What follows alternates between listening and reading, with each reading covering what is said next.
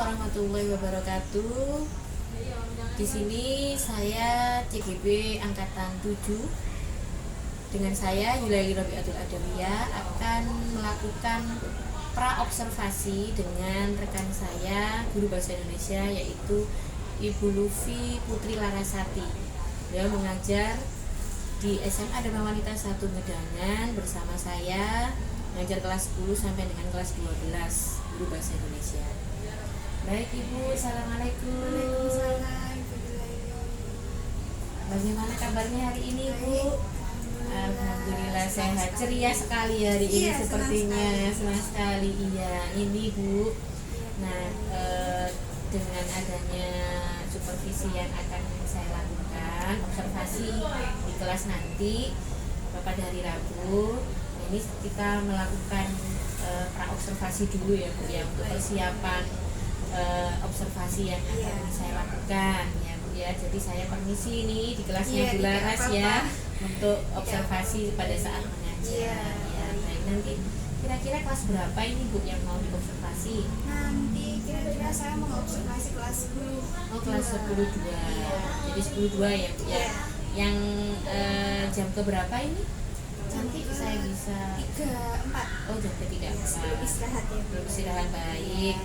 Baik Bu Laras. Nah, ini sebelum observasi saya ingin mengetahui tujuan pembelajaran dari Bu Laras besok pada saat observasi itu apa? Tujuan pembelajaran yang akan saya lakukan nanti ya Ibu Yulaili, saya itu ingin dengan menggunakan teknik kompetensi sosial emosional, anak-anak itu bisa membuat sebuah karya, bisa menulis puisi, kemudian melalui kesadaran sosialnya mereka berdiskusi, saling teman sebaya ibaratnya, mendiskusikan bagaimana sih cara menulis puisi itu, ya nanti akan menghasilkan sebuah karya. Jadi ada dua tujuan ini ya Bu ya. Jadi yang pertama, Bu Laras menginginkan anak-anak ini dengan kesadaran sosial emosionalnya mereka dapat menuliskan puisi. Kemudian yang kedua, setelah bisa menuliskan puisinya, dia bisa membuat karya puisi-puisi. Saya yakin insya Allah anak-anak pasti bisa ya Ibu. Pintar-pintar ya. Alhamdulillah, ya baik. Nah, setelah mengetahui tujuan itu Bu, kira-kira area pengembangan yang tidak dicapai menurut Bu Laras ini seperti apa? Itu saya itu ingin sekali mengembangkan peserta didik di SMA Dharma Wanita 1 Medangan ini dapat menulis puisi, kemudian membuat karya, tetapi sesuai dengan gaya belajar mereka masing-masing. Begitu ya. Jadi memang sekarang harus berpihak pada murid ya Ibu ya. Jadi pasti harus sesuai dengan gaya belajar masing-masing. Ya. Kalau boleh tahu ini ya Bu Laras, Ibu sudah membagi atau tahu enggak gaya belajar anak-anak ini, gaya belajar masing-masing dari anak kelas 10-2 ini? Ya, saya dari awal masuk ketika anak PPD kemarin, awal masuk sudah mengelompokkannya. Seperti itu ya. Jadi sudah ini, tahu kinestetik atau bukan, auditori atau bukan, kemudian visual kah mereka ini, saya kelompokkan. Jadi sudah tahu ini ya Bu Laras, sehingga enak nanti mengelompokkannya ya. Mengelompokkan saja. Ini anaknya pintar di mana, anak ini pintar di bagian apa, seperti itu. Baik. Terus kemudian area pengembangan yang ingin dicapai lagi apa itu? Selain dia mempunyai karya untuk puisinya, itu ada lagi area pengembangannya? Area pengembangannya lain itu secara kognitif, nanti mereka dari gambar-gambar itu mereka menghasilkan sebuah tulisan dulu, mereka diskusi. Jadi itu ya, jadi ada sesuai dengan sosial emosionalnya, kemudian sesuai dengan gaya belajarnya. Jadi area pengembangannya ada kognitif, kemudian ada psikomotor tidak Ibu di situ? Psikomotornya mereka membuat deklamasi puisi. Mereka bergerak, mempraktikkan, misalkan ada gunung, mereka juga gunung seperti itu. Jadi ada kognitif, psikomotor, afektif pasti juga ada semua di situ ya Bu. Oke, baik Bu Laras. Baik, saya juga ingin mengetahui nih strategi pada saat mau pembelajaran besok. Nah, strateginya apa sih Bu, supaya tujuan pembelajaran ini berhasil menurut Bu Laras? Strategi yang akan saya lakukan agar anak-anak tidak bosan, pelajaran ini tidak monoton. Yang pertama itu saya membuat RPP ya RPP ya RPP berdiferensiasi sosial emosional yang memfokuskan pada sosial emosionalnya anak. Kemudian saya juga menyiapkan media pembelajaran, kemudian gambar-gambar, video-video atau video musikalisasi puisi untuk anak-anak yang auditory. Kemudian saya juga menggunakan teknik stop untuk mengolah atau mengelola emosi anak itu agar mereka bisa siap. Bagus sekali itu Bu Laras ya. Jadi strategi yang dipersiapkan Bu Laras ini sangat luar biasa sekali. Jadi RPP-nya sudah berdiferensiasi dari sosial emosional yang menurut sosial emosionalnya anak-anak. Kemudian yang kedua tadi Bu Laras mempersiapkan media yang disesuaikan dengan gaya belajarnya masing-masing. Jadi ada gambar-gambar itu untuk yang visual, kemudian ada yang musik tadi mendengarkan musikalisasi puisi, kemudian yang satunya tadi PPT ya, PPT betul sekali. Kemudian tadi Bu Laras juga menyebutkan ada teknik stop di situ. Nah, teknik stopnya seperti apa itu Bu Laras, bisa diceritakan? Teknik stopnya itu anak-anak kita siapkan dulu. Pertama mereka diam, menyiapkan diri, kemudian menarik nafas untuk agar emosinya tenang, kemudian sosial lingkungannya juga tenang. Jadi mereka siap untuk menerima pelajaran, mengeluarkan emosinya betul. Kemudian untuk pada saat pembelajaran ini, pembelajaran dimulai juga ada ice breaking tentu saja ya, biar anak-anak semangat dan senang belajar. Sekali baik Bu Laras, terima kasih atas observasinya ini. Semoga nanti pada saat observasi semua yang dilakukan Bu Laras yang sudah dipersiapkan, tujuan pembelajarannya itu bisa tercapai. Baik Bu Laras, sampai bertemu besok hari Rabu ya. Sampai jumpa besok. Ya, assalamualaikum warahmatullahi wabarakatuh. Demikian praobservasi dari percakapan praobservasi hari ini dengan Bu Laras, guru bahasa Indonesia. Semoga nanti pada saat observasi tujuan pembelajarannya bisa tercapai sesuai dengan harapan yang diharapkan oleh Bu Laras. Dari saya, assalamualaikum warahmatullahi wabarakatuh. Waalaikumsalam warahmatullahi wabarakatuh. Sebelum mulai pembelajaran pada pagi hari ini, silakan berdoa dulu. Siapa yang mau memimpin doa? Ya, silakan Sinta. Duduk bersiap. Berdoa, mulai.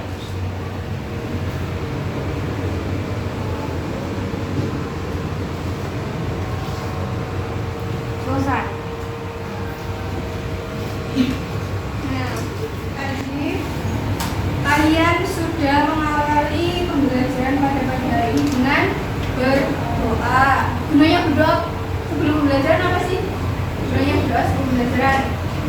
Sebelum belajar kenapa kau harus berdoa? Agar ilmunya berkah. Terus apa lagi? Tadi yang apa? Agar dilancarkan belajarnya, ilmunya berkah, meresap ke otak, dilancarkan pembelajarannya. Amin. Sebelum saya mulai, saya presensi dulu ya kehadiran kalian. Ada Hadir. Olivia Fadira, Marwa, Anissa, Haji, Hadir. Rido, Hadir. Sinta, Sherina, Uswatun, David. Berarti yang tidak masuk berapa tadi? Dua. Sekarang kita hari ini tentang materi puisi. Kemarin pertemuan minggu lalu kita sudah belajar tentang teks apa? Masih ingat debat? Masih.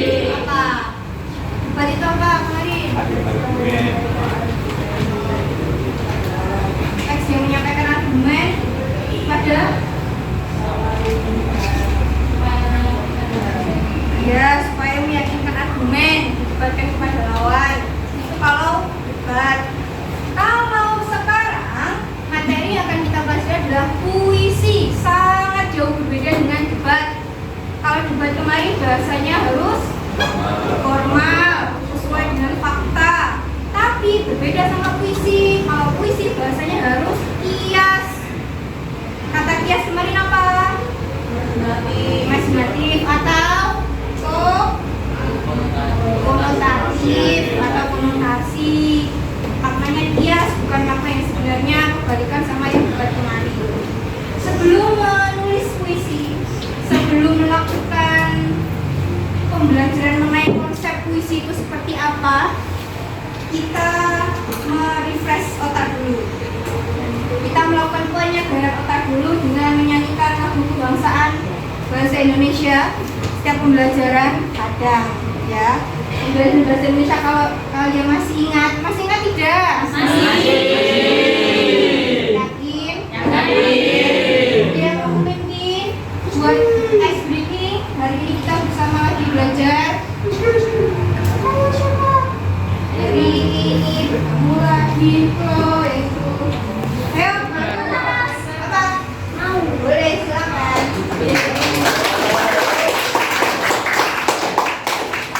Ayo, mulai saja. 1, 2, 3. Hari ini bertemu lagi bersama kita belajar bahasa lagi. Hari ini bertemu lagi bersama kita belajar bahasa lagi. Gembira, ceria, bersama kita belajar bahasa lagi. Gembira, ceria, bersama kita belajar bahasa lagi.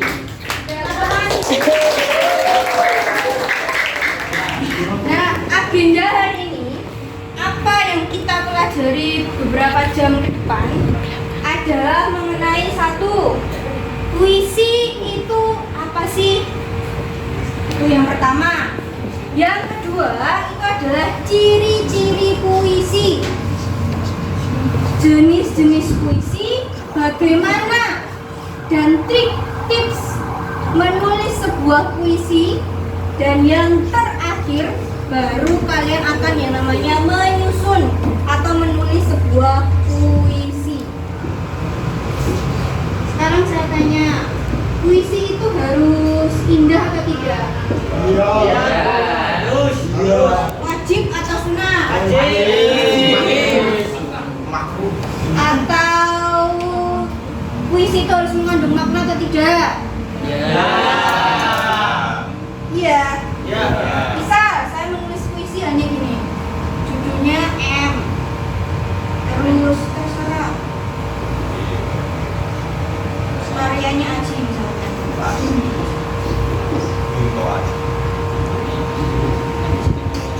M, judulnya M, terus tulisannya hanya terserah. Itu termasuk puisi bukan sih?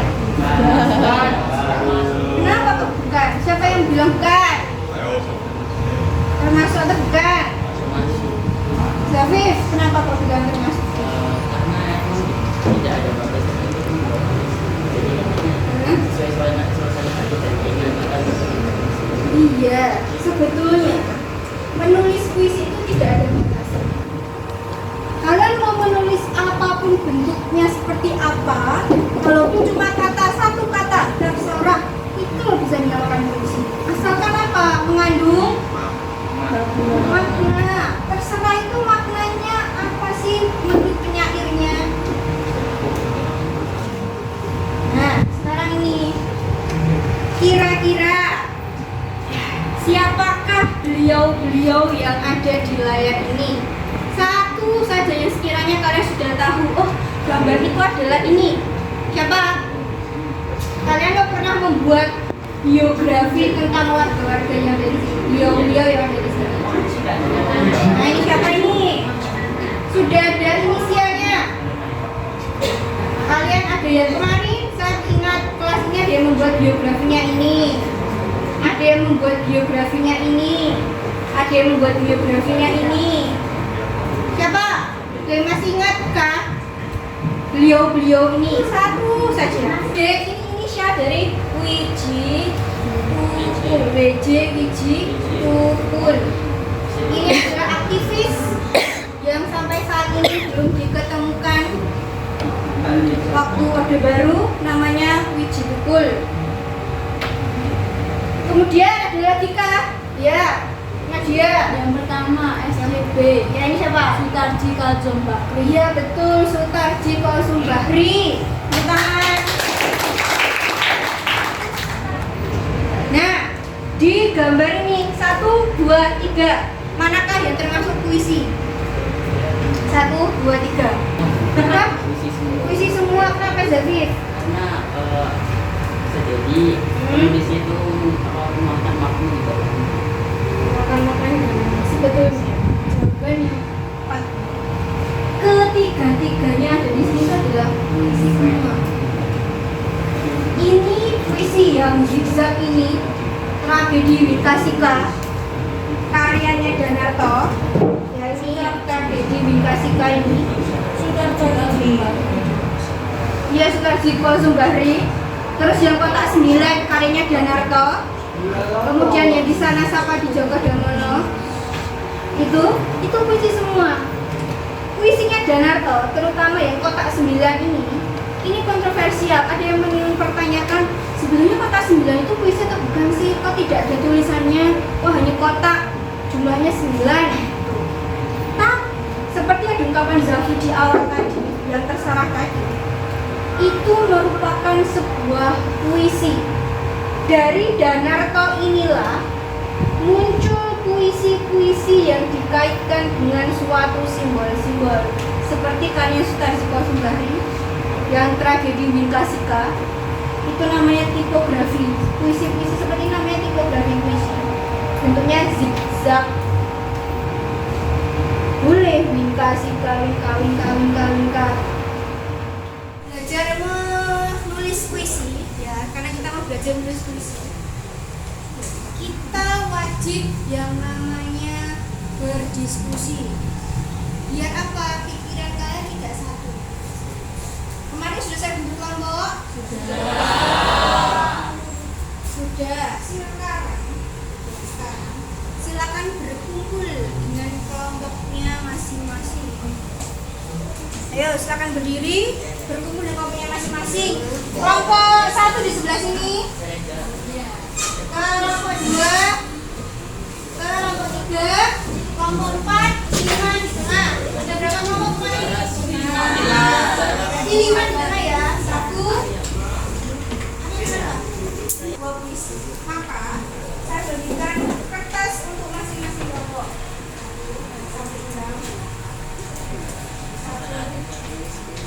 Ya. 1, tolong disamakan untuk kelompok 4 dan tolong digilir untuk kelompok 5.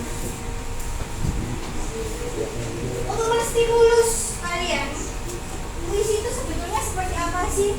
Atau puisi itu harus menggunakan bahasa yang seperti apa? Saya punya yang namanya musikalisasi puisi. Artinya puisi yang dilakukan. Judulnya adalah Cintaku Jauh di Pulau, karya Khairil Anwar. Ini adalah puisi yang dijadikan sebuah lagu. Untuk kelompoknya David, dengarkan baik-baik. Kamu Joy, sesuai dengan gaya kalian. Sebetulnya puisi itu adalah seperti ini. Ya.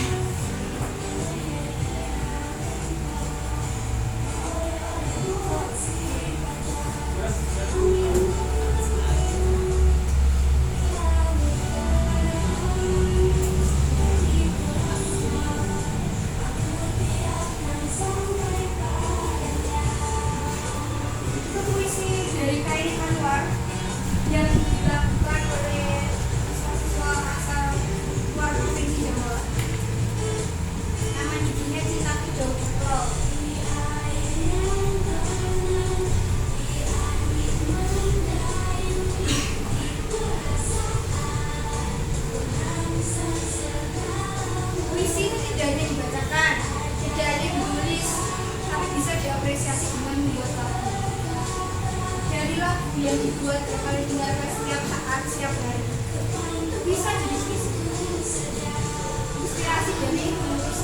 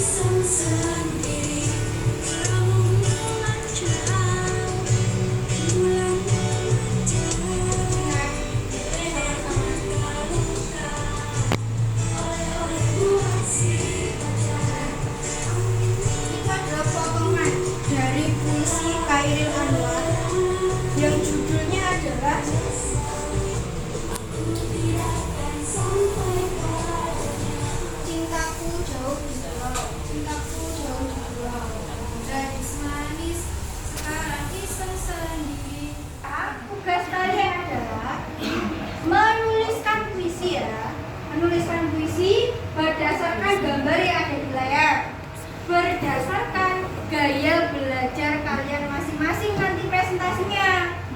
Visual ngapain? Bisa membacakannya di rumah. Auditori ngapain? Puisi yang kalian buat lakukan lagu, dibuat sebuah musikalisasi puisi.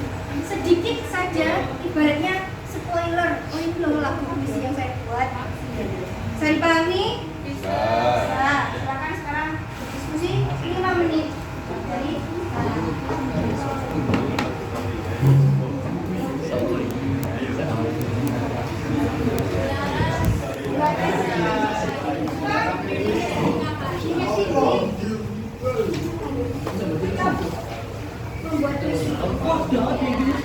membuat puisi. Bergerak dari depan. Kalian mau mendemonstrasikan atau mendeklarasikan puisi?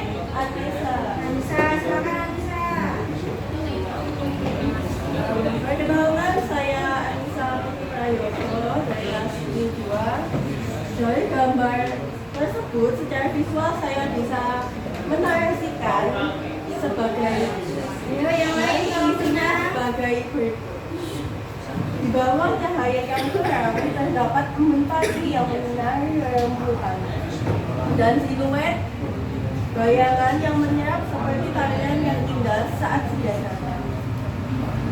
Pengenalan untuk kelompok belum? Sudah siap deh. Semangat. Oke, silakan kelompok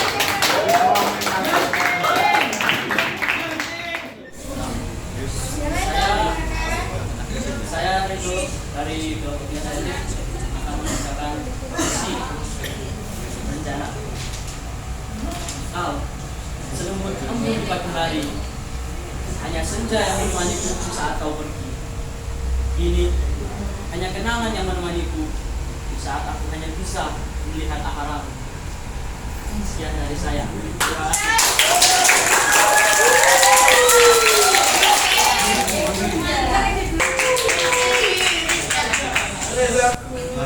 kasih. Assalamualaikum warahmatullahi wabarakatuh. Saya ingin menyanyikan puisi berjudul Kamu.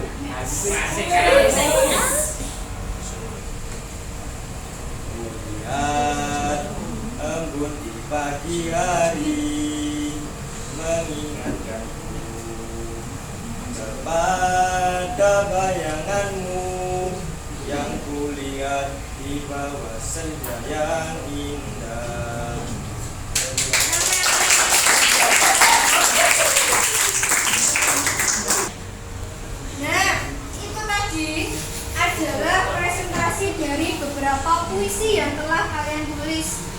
Walaupun hanya satu bait, tapi itu sudah menjadi sebuah puisi. Karyanya siapa? Ya karya kalian sendiri. Ya bisa kalian apa tadi? Visualisasikan bisa. Kalian auditorikan juga bisa. Kalian kinestetikan dengan cara mempraktikkan, membacanya ke depan itu juga bisa. Banyak hal yang dilakukan dengan membaca puisi. Cari paham materi puisi?